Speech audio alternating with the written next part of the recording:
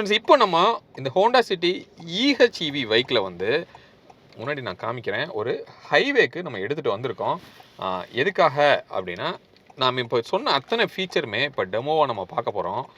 இந்த ADAS வந்து எப்படி ஒர்க் ஆகுது, இந்த காரில் வந்து நமக்கு அந்த சார்ஜிங்லாம் வந்து எப்படி ஒர்க் ஆகுது, இந்த வேரியஸ் ஸ்பீடு நம்ம ஒரு 3-4 ஸ்லாப் நம்ம பார்த்தோம் இல்லையா, அந்த ஸ்லாப்லாம் எப்படி ஃபங்க்ஷன் ஆகுது அப்படிங்கிற விஷயத்தை வந்து இப்போ லைவாகவே நம்ம வந்து டெமோவாக பார்க்க போகிறோம். ஒரு டிரைவ் வந்து போகலாம். ஸோ நான் இன்னொன்று ஒரு டிஸ்க்ளைமர் சொல்லிடுறேன்.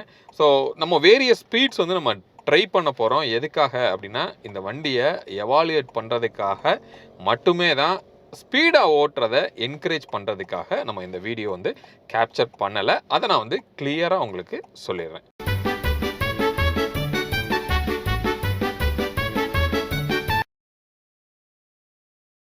ஃப்ரெண்ட்ஸ், ஃபஸ்ட்டு வந்து இந்த ADAS வந்து நம்ம செக் பண்ணலாம்.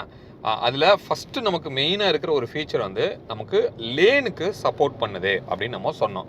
அதை இப்போ நம்ம ஒரு டெமோவை பார்க்கலாம். ஸோ இதில் நாங்கள் நிறைய இப்போ ட்ரையல் நாங்கள் பார்த்துட்டு தான் இந்த வீடியோ வந்து இப்போ நான் ஷூட் பண்ணுறேன். நியர்லி ஒரு 1 ஹவராக வெஹிக்கிள் வந்து நான் ஓட்டிகிட்டு இருக்கோம். அப்போ இது என்ன ஆகுது அப்படின்னா, ஒரு லோயர் ஸ்பீடில் இந்த லேனோட டிடெக்ஷன் வந்து நடக்கலை.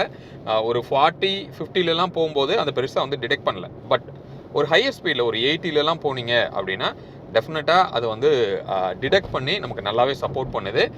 அதை வந்து இப்போ நம்ம பார்க்கலாம். இப்போ நான் ஸ்பீடு வந்து 60ல் போயிட்டுருக்கேன். இன்னும் கொஞ்சம் ஸ்பீடை வந்து நான் இன்க்ரீஸ் பண்ணிக்கிறேன். ஸ்பீடை வந்து ஒரு 80க்கு இப்போ நான் கொண்டு வர போகிறேன்.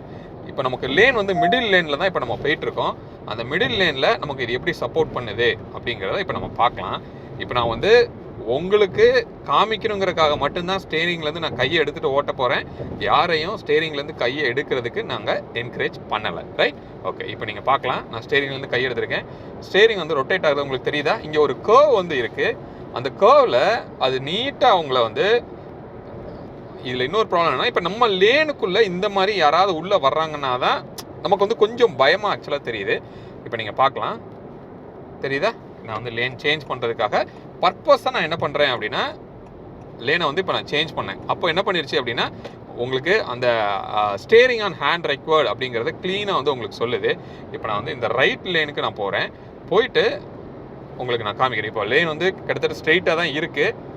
இங்கே நீங்கள் பார்க்கலாம், நான் ஸ்ட்ரெயிட்டாக லேனை ஒட்டி போகிறேன். பாருங்கள், நீ அலோவ் பண்ணல. திருப்பி வந்து ஸ்டேரிங் வந்து ரொட்டேட் ஆகிட்டு அதுவாகவே வந்து மூவ் பண்ணுது. இன்னும் கொஞ்சம் நான் உங்களுக்கு காமிக்கிறேன். லேனை விட்டு ஓரத்தில் போகிறேன், பாருங்கள், தெரியுதா? லேனை வந்து நீ மாத்துற அப்படின்னு ஒரு வார்னிங் கொடுத்துட்டு, ஒரு வைப்ரேஷன் வந்து உங்களுக்கு கொடுத்துட்டு, திருப்பி வந்து அதுக்கு நேராக வந்து நமக்கு வந்து கொண்டுருச்சு. இப்போ நீங்கள் பார்க்கலாம், அதுவாகவே லேனை வந்து கரெக்ட் பண்ணுது. தெரியுதா உங்களுக்கு? இப்போ பாருங்கள், நமக்கு கிட்டத்தட்ட மீடியனை ஒட்டி நமக்கு போகுது. திருப்பியும் அதுவாகவே ஸ்டெடி பண்ணிவிட்டு நமக்கு வருது. இப்போ ஸ்டேரிங் ரெக்வர்ட் அப்படின்னு சொல்லுது. நம்ம கையில் வந்து வச்சுக்கிட்டு இண்டிகேட்டர் போட்டு நம்ம என்ன பண்ணுறோம், லேனை வந்து சேஞ்ச் பண்ணுறோம். அப்போ நீங்கள் பர்பஸாக லேன் நீங்கள் சேஞ்ச் பண்ணணும் அப்படின்னா கொஞ்சம் நம்ம எனர்ஜி கொடுத்துட்டு நம்ம திருப்ப வேண்டியிருக்கு. ஏன்னா அது நம்மளை நீ லேன் மாத்திர அப்படின்னு சொல்லி நம்மளை வந்து திருப்பியும் ஸ்ட்ரெயிட்டு கொண்டு வர முயற்சி பண்ணுது. நம்ம இன்னும் கொஞ்சம் ஃபோர்ஸ் கொடுத்து லேனை வந்து சேஞ்ச் பண்ணுறோம். இப்போ இந்த இடத்துல நான் ட்ரை பண்ணி பார்க்கலாம். இப்போ என்ன பண்ணுறோம், ஸ்ட்ரெயிட்டாக நம்ம போயிட்டு இருக்கோம். இங்கே ஒரு கர்வ் இருக்குது. இந்த லேனுக்குள்ளே அது திரும்ப தான் நம்ம பார்க்கலாம். தெரியுதா? அந்த கர்வ் வந்து ரொட்டேட் ஆகி அந்த லேனுக்கு சென்டராக வந்து மறுபடியும் உங்களை வந்து கூட்டிட்டு வந்துருச்சு. இப்போ நான் என்ன பண்ணுறேன் பாருங்கள், லைட் அப்படி ரைட் சைடில் போகிறேன், திருப்பி கூட்டு வந்து பார்த்தீங்களா? பட் இதில் நமக்கு என்ன ஒரு பயம் வருது அப்படின்னா, இப்போ இந்த 2 வீலர்லாம் உள்ளே வராங்க பார்த்தீங்களா? அப்போ நம்ம பர்பஸாக ரைட்டில் தள்ளும் போது இது மறுபடியும் அதை ஆப்போசிட்டாக உங்களுக்கு புஷ் பண்ணுது. அந்த இடத்துல ஒரு ஜெர்க் வந்து நமக்கு கிரியேட் ஆகுது. இப்போ பார்க்கலாம், இங்கே 2 வீலர் உள்ளே வராங்க பாருங்கள். ஆனால் இது வந்து லேனை ஃபாலோ பண்ணி போயிட்டே இருக்குது. பட் அவங்க வந்து க்ளோஸில் வரும்போது ஏதோ நம்ம ரொம்ப அவங்கள நம்ம ஒட்டி போகிற மாதிரி ஒரு ஃபீல் வந்து நமக்கு இருக்குது. இப்போ பார்க்கலாம், இந்த கர்வுமே பாருங்கள், அதுவாக எடுக்குது பாருங்கள். பட் இங்கே ஒரு வார்னிங் ஆல்ரெடி கொடுத்துட்ருக்கு, ஸ்டேரிங் உங்கள் கையில் இல்லை அப்படின்னு சொல்லி. நான் கண்டிப்பாக ஸ்டேரிங் வந்து பிடிச்சிக்கிட்டோன்னா நம்மளை வந்து நல்லாவே சப்போர்ட் பண்ணி நம்மளுக்கு வந்து அதை அப்படியே டைரக்ட் பண்ணி நம்ம கொடுக்குது. இந்த ஃபீச்சரு சூப்பராக ஒர்க் ஆகுது. ஆக்சுவலாக நம்மளை வந்து ஒரு அலர்ட்டாக இருக்கிறதுக்கு கண்டிப்பாக இது வந்து உங்களுக்கு ஹெல்ப் பண்ணும். இப்போ அடுத்த ஃபீச்சர் நான் உங்களுக்கு காமிக்கிறேன். என்னென்னா, இந்த அடாப்டிவ் க்ரூஸ் கண்ட்ரோல் அப்படின்னு சொல்லி ஒரு ஃபீச்சர் இருக்குது இல்லையா, அதை டெஸ்ட் பண்ணி நம்ம பார்க்கலாம். இப்போ நான் என்ன பண்ணுறேன்னா, ஒரு 90ல் க்ரூஸ் பண்ணுறேன்னு வச்சுக்கலாம். ரைட்? இப்போ நான் வந்து ஒரு 90க்கு ரீச் பண்ணுறோம், பண்ணிவிட்டு க்ரூஸ் அடிக்கிறோம், கொடுத்துட்டு செட் அமுக்குறோம். செட் அமுக்கணுன்னே வண்டி என்ன ஆயிடுச்சு, இப்போ 90ல் செட் ஆயிடுச்சு. இது நீங்கள் வேணும்னா மேலேயும் கீழே நீங்கள் இன்க்ரீஸ் பண்ணால் கூட இங்கே பட்டன்லேயே நீங்கள் இன்க்ரீஸ் இன்க்ரீஸ் பண்ணனா 91 92 வருதா? ஓகே, இப்போ நீங்கள் ஒன்றும் இல்லை, முன்னாடி ஒரு பஸ்ஸு போகுது, இப்போ 95ல் நான் செட் பண்ணியிருக்கிறேன். நமக்கும் அந்த வெஹிக்கிளுக்கும் நல்ல ஒரு கேப் ஆக்சுவலாக இருக்குது. அதனால் அந்த ஸ்பீடில் அப்படியே போயிட்டே இருக்குது. பட் நம்ம இன்னும் கொஞ்சம் நம்ம க்ளோஸராக போயிட்டோம் அப்படின்னா ஆட்டோமேட்டிக்காக வந்து என்ன ஆகுதுன்னா நம்ம செட் பண்ண க்ரூஸ் வந்து ரெடியூஸ் ஆகும். பாருங்கள், இப்போ நமக்கு முன்னாடி ஒரு காருமே உள்ளே வந்துருச்சு பாருங்கள், தெரியுதா? ஸ்பீடு வந்து 91, 90, 89 அப்படியே ரெடியூஸ் ஆகுது. இப்போ என்ன பண்ணுதுன்னா அந்த கார் என்ன ஸ்பீடில் போகுதோ அதே ஸ்பீடுக்கு நம்மளை மேட்ச் பண்ணுது. திருப்பி இப்போ 93க்கு நம்ம வந்துட்டோம். காரணம் என்னென்னா அந்த காரு 93க்கு மேலே போகிறாங்க. அதனால நம்ம செட் பண்ண இதுக்கே வந்துட்டோம். இப்போ டிராஸ்டிக்காக இப்போ வந்து நமக்கு ஸ்பீடுக்கு டவுன் ஆகுது. எதுக்காகனா அந்த பஸ்ஸு வந்து நல்ல ஒரு ஸ்லோவான ஸ்பீட்லேயே போயிட்டுருக்கு. அதனால நமக்கு வந்து என்ன பண்ணுது பாருங்கள், ஸ்பீடை வந்து ஒரு 88, 87, 85 சரன்னு கீழே இறங்குது. இப்போ நம்ம என்ன தெரிஞ்சுக்கலாம்னா அந்த பஸ்ஸு வந்து 82 கிலோமீட்டர் ஸ்பீடில் போகுது. அதனால் நமக்கு அந்த ஸ்பீடில் வருது. இப்போ நீங்கள் லேனை மாற்றினீங்கன்னா நீங்கள் செட் பண்ண க்ரூஸுக்கே மறுபடியும் அது போகுது. இப்போ நீங்கள் பாருங்கள், அப்படியே நான் ரைட் சைடு இண்டிகேட்டர் போட்டு லேனை மட்டும் நான் மாற்றுறேன். வேறு நான் ஆக்சிலேட்டரே கொடுக்கல. பாருங்கள், மறுபடியும் உங்களை எங்கே கூட்டு போகுது அப்படின்னா நீங்கள் எந்த க்ரூஸுக்கு நீங்கள் செட் பண்ணீங்களோ அந்த க்ரூஸுக்கு உங்களை கூட்டு போகுது. திருப்பியும் அதே 94க்கு நம்ம போயிட்டு அந்த பஸ்ஸை வந்து நம்ம இப்போ ஓவர்டேக் பண்ணிருக்கோம். கரெக்டாக? அதே மாதிரியே லேன் சிஸ்டமே வந்து இப்போ ஒர்க் ஆகிட்டே இருக்குது. பர்ஃபெக்டாக நம்மளை வந்து கைட் பண்ணுது. ஸோ இதான் வந்து அடாப்டிவ் க்ரூஸ் கண்ட்ரோல் அப்படின்னு சொல்கிறாங்க. அதுவும் ரொம்ப எஃபெக்டிவாகவே வந்து உங்களுக்கு யூஸ் ஆகுது. இப்போ இங்கே பாருங்கள், இந்த கர்வ் அதுவாக எடுக்குது பாருங்கள், திருப்பி ஸ்ட்ரைட் ஆகுது.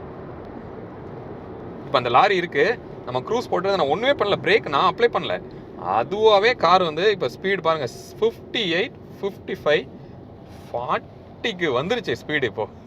ஸோ 40க்கு வந்துருச்சுன்னா க்ரூஸ் ஆட்டோமேட்டிக்காக ரிலீஸ் ஆயிரும். ஏன்னா 40 தான் மினிமம் வந்து க்ரூஸு. பட் லேனை சேஞ்ச் பண்ணுறேன் பாருங்கள், சேஞ்ச் பண்ணோடனே பாருங்கள், நான் ஆக்சிலேட்டரே கொடுக்கலங்க, அதுவாகவே திருப்பியும் என்ன ஆகுது, ஸ்பீடு வந்து இன்க்ரீஸ் ஆகுது. ஏன்னா முன்னாடி அப்ஸ்டக்கிள் வந்து இல்லை, திருப்பியும் நான் செட் பண்ண க்ரூஸுக்கு நம்ம போயிடுச்சு. அப்போது நீங்கள் ஹைவேல நீங்கள் போனீங்கன்னா இந்த வண்டியை செம்ம ரிலாக்ஸ்டாக நீங்கள் ஹேண்டில் பண்ணலாம். க்ரூஸை நீங்கள் செட் பண்ணிட்டு வெஹிக்கிள் போகுதுன்னா லேனை மட்டும் மாற்றினா போதும், திருப்பியும் அதுவாகவே க்ரூஸ் வந்து இப்போ பாருங்கள், டேர்ன் பாருங்கள், வேற லெவலில் திருப்பி நமக்கு ஸ்ட்ரைட் ஆகுது. ஓகே, ஸோ பக்கா நம்மளை வந்து அலர்ட் பண்ணிக்குது. பட் நீங்கள் தூங்கிடக்கூடாது, பக்காவாக நம்மளும் வந்து கொஞ்சம் அலர்ட்டாக இருக்கணும். நம்மளை ஆனால் தூங்க விடாமல் இது என்ன பண்ணுதுன்னா ஒரு சில நேரத்தில் ஸ்டேரிங்கில் வந்து நல்ல ஒரு வைப்ரேஷனை வந்து நமக்கு கிரியேட் பண்ணுது. அப்போ நீங்கள் கவனிக்காமல் இருக்கீங்க அப்படிங்கிறத உங்களுக்கு நோட்டீஸ் பண்ணுறதுக்காக அந்த விஷயமே வந்து உங்களுக்கு இது பண்ணுது. அப்போ நான் சொன்ன அத்தனை விஷயமே இதில் நம்ம இம்ப்ளிமெண்ட் பண்ணி பார்த்துட்டோம். ரைட், இப்போ இதுக்கு அடுத்தது என்ன அப்படின்னா, இந்த ஒரு ஸ்டேஜஸ் சொன்னோம்ல, 0 to 40னா என்ன ஆகுது, 40 to 80னா என்ன ஆகுது, அதை வந்து இப்போ ஒரு ட்ரையலாக நம்ம எடுத்து பார்க்கலாம். நான் ஃபஸ்ட்டு என்ன பண்ணுறேன்னா லெஃப்ட் லேனுக்கு போயிடுறேன். ஏன்னா நம்ம என்ன பண்ண போகிறோம், கொஞ்சம் ஸ்லோவாக தான் நம்ம ஓட்ட போகிறோம். க்ரூஸை வந்து நம்ம ரிலீஸ் பண்ணிடலாம். க்ரூஸை வந்து இப்போ நான் ரிலீஸ் பண்ணிட்டேன். இப்போ நான் வந்து லெஃப்ட் லேனுக்கு கொஞ்சம் டூ வீலராக போகுது, நான் என்ன பண்ணுறேன், லெஃப்ட் லேனுக்கு போய்க்கிறேன். ரைட், இப்போ இந்த அனிமேஷன் எல்லாம் உங்களுக்கு கேமராவில் தெரியுதான்னு தெரில, பட் நான் ஓவரலாக சொல்கிறேன், நீங்கள் அண்டர்ஸ்டாண்ட் பண்ணிக்கோங்க. இப்போ வந்து ஸ்பீடை நம்ம என்ன பண்ணிட்டோம், நல்லாவே ரெடியூஸ் பண்ணிட்டோம். இப்போ நான் வந்து ஒரு 30 கிலோமீட்டர் ஸ்பீடுக்கு நான் வந்துட்டேன். இங்கே வந்து இந்த மோடை வந்து நான் பவர் மோடு வந்து இங்கே மாற்றுறேன். இங்கே வந்து ஒரு அனிமேஷன் வந்து நமக்கு தெரியுது. இந்த அனிமேஷனில் இப்போது பேட்டரியிலேருந்து பவர் வந்து ட்ரைவ் ஆகுது. இப்போ கார் வந்து பியோர் ஈவியில் வந்து இப்போ இருக்குது. இன்ஜின் வந்து ஆஃப் ஆகிருக்கு, ஒரு சத்தமும் இல்லை. டிப்பிக்கல் ஈவி காரை ஓட்டின அந்த ஃபீல் வந்து இப்போ நமக்கு கிடைக்கிது. இப்போ நான் என்ன பண்ணுறேன்னா ஸ்லைட்டாக புஷ் பண்ணுறேன். இப்போ நீங்கள் அனிமேஷன் வந்து இப்போ சேஞ்ச் ஆகும். இப்போ நீங்கள் பார்க்கலாம், அனிமேஷன் வந்து சேஞ்ச் ஆகுது. இன்ஜின்லேருந்து பேட்டரிக்கு வந்து சப்போர்ட் பண்ணுது. இப்போ மைல்டு ஹைப்ரிடுக்கு நம்ம கார் வந்து மைக்ரேட் ஆயிடுச்சு. எதுக்காக அப்படின்னா ஸ்டில் வீலுக்கு வந்து உங்களுக்கு பவரு உங்களோட பேட்டரியிலேருந்து தான் வருது. இப்போ பாருங்கள், லேனை மாத்திரன்னு சொல்லி நம்மளை திருப்பி வந்து கூப்பிட்டு வருது. ஓகே, நம்மளை வந்து மைல்டு ஹைப்ரிட் இருக்கிறதுனால அந்த பேட்டரிக்கு இன்ஜின்லேருந்து சார்ஜஸ் வந்து எடுக்குது. நம்ம கொஞ்சம் பவரை வந்து நம்ம புஷ் பண்ணோம் அப்படின்னா மறுபடியும் அந்த அனிமேஷனுக்கு வரலாம். எஸ், இப்போ நீங்கள் பாருங்கள், இந்த இன்ஜின் பேட்டரிக்கு சார்ஜ் ஆகுது. இப்போ நான் 90க்கு நான் புஷ் பண்ணுறேன் காரை. ஆல்மோஸ்ட் 99க்கு நம்ம வந்துட்டோம். இப்போ என்ன அப்படின்னா ஃபுல்லி இன்ஜின்லேருந்து நமக்கு வந்து பவர் வந்து போகுது. ஏன் அப்படின்னா அந்த தேர்ட் ஸ்லாப்ல நம்ம இருக்கோம். ஓகே, தேர்ட் ஸ்லாப்ல இருக்கும்போது நம்ம ஆப்வியஸாக நம்ம என்ன பண்ணுவோம், நம்மளோட பெட்ரோல் இன்ஜின்லேருந்து தான் காருக்கு வந்து பவர் வருது. ஓகே, இப்போ நான் உங்களுக்கு என்ன பண்ணி காமிக்க போகிறேன்னா 120 நான் ரீச் பண்ணி காமிக்கிறேன். 120க்கு மேலே என்ன ஆகுது அப்படிங்கிறத நம்ம பார்க்கலாம். எஸ், 120 நம்ம ரீச் பண்ணிட்டோம். ஃபுல் ஹைப்ரிட் மோடில் இருக்குது. உங்களுக்கு இன்ஜின்ல இருந்துமே வந்து பவர் வருது, அதே நேரத்தில் மோட்டர்ல இருந்தும் வந்து உங்களுக்கு பவர் வருது, அதுவுமே இம்ப்ளிமெண்ட் ஆகுது. சரியா? ஸோ இதுதான் வந்து நான் சொன்னேன் அந்த 4 வே ஆஃப் அந்த இன்ஜினோட அந்த சேஞ்ச் ஓவர். பட் இந்த சேஞ்ச் ஓவர் ஆகிற விஷயம் வந்து எதுவுமே நமக்கு தெரிலங்க. இந்த இன்ஜின் வந்து ஆஃப் ஆகுறதுன்னு தெரியல, ஆன் ஆகுறதுன்னு தெரியல. எந்த மோடில் மாற்றினாலுமே யூசருக்கு எந்த சேஞ்சுமே வந்து உங்களுக்கு கொடுக்கல. அது எப்படி இந்த இன்ஜினியரிங் வந்து இப்படி இம்ப்ளிமெண்ட் பண்ணியிருக்காங்க அப்படின்னு தெரில. ரொம்பவே வந்து எப்படி சொல்கிறதுன்னா, எப்படி இம்ப்ளிமெண்ட் பண்ணாங்கிறது ரொம்ப ஆச்சரியமாக வந்து நமக்கு இருக்குது. சீம்லெஸ்ஸாக ஆகுது, எந்த எஃபோர்ட்டும் இல்லாமல் இதோட சேஞ்ச் இருக்குது. இல்லை இன்னொன்று என்னென்னா, ஆட்டோ ஸ்டார்ட் ஸ்டாப் வந்து கொடுத்துருக்காங்க. இந்த ஆட்டோ ஸ்டார்ட் ஸ்டாப்பில் யூஸ்வலாக நம்ம மாருதியிலையுமே இந்த மைல்டு ஹைப்ரிட் அப்படின்னு சொல்லிட்டு ஒரு ஆப்ஷனில் கொடுக்குறாங்க, ஸ்மார்ட் ஹைப்ரிட் அப்படின்னு. அதில் வந்து என்ன ஆகும் அப்படின்னா, நீங்கள் சிக்னலில் போய் நம்ம நின்னோம் அப்படின்னா ஏசி வந்து உங்களுக்கு ஆஃப் ஆகிட்டு வெறும் ப்ளோயர் மட்டும் உங்களுக்கு ஒர்க் ஆகும். பட் இதில் பார்த்தீங்கன்னா இன்ஜினே கட் ஆஃப் ஆனால் கூட ஸ்டில் கம்ப்ரஸருமே வந்து உங்களுக்கு ரன் ஆகுது. ஓகே, ஃபுல் ஏசியோட இது அவுட்புட் வந்து உங்களுக்கு கிடைக்கும். சரியா? இந்த மாதிரி ஒரு பெனிஃபிட்டுமே இந்த ஒரு ஹெச்இவி வெஹிக்கிளில் வந்து ஹோண்டா சிட்டியில் இருக்குது. சூப்பராக வந்து ஒர்க் ஆகுது அப்படின்னு சொல்வேன். இந்த ஸ்டேரிங்கை நம்ம இதுக்கு முன்னாடி இந்த மாதிரியான ஒரு ஃபீச்சர் இருக்கிறதுல நம்ம ஓட்டுனது கிடையாது, நான் ஓட்டுனது கிடையாது. அப்போ எப்படி இருக்குன்னா, ஒரு வெயிட் ஆட் ஆகும், நீங்கள் இழுத்தீங்கன்னா இப்படி போகும், இப்படி இழுத்தா இப்படி போகும் கார் இல்லையா? பட் இது என்ன பண்ணுது அப்படின்னா, நம்மளை ஒரு மாதிரி அது வந்து கைட் பண்ணுது. இந்த ஸ்டேரிங்கு அது ஒரு நல்ல ஃபீல் வந்து ஆக்சுவலாக நமக்கு கொடுக்குது. சூப்பர் ஆக்சுவலாக. அதுக்கப்புறம் வந்து இதில் பேடல் ஷிஃப்டர்ஸும் வந்து உங்களுக்கு கொடுத்துருக்காங்க. அப்போ நீங்கள் என்ன பண்ணிக்கலாம், கியரை டவுன் பண்ணி கியரை இன்க்ரீஸ் பண்ணி பெப்பியாக ஓட்டலாம். நான் ஒரு புஷ் கொடுத்து காமிக்கிறேன் பாருங்கள். எப்படி ஒரு ரிவ்யூ போகுது பார்த்தீங்களா? வாய்ப்பே இல்லைங்க, அல்டிமேட்டாக இருக்குது. அடுத்தது இந்த இசிவிடி அப்படின்னு சொல்லி ஒரு டிரான்ஸ்மிஷன் வந்து சொல்கிறாங்க.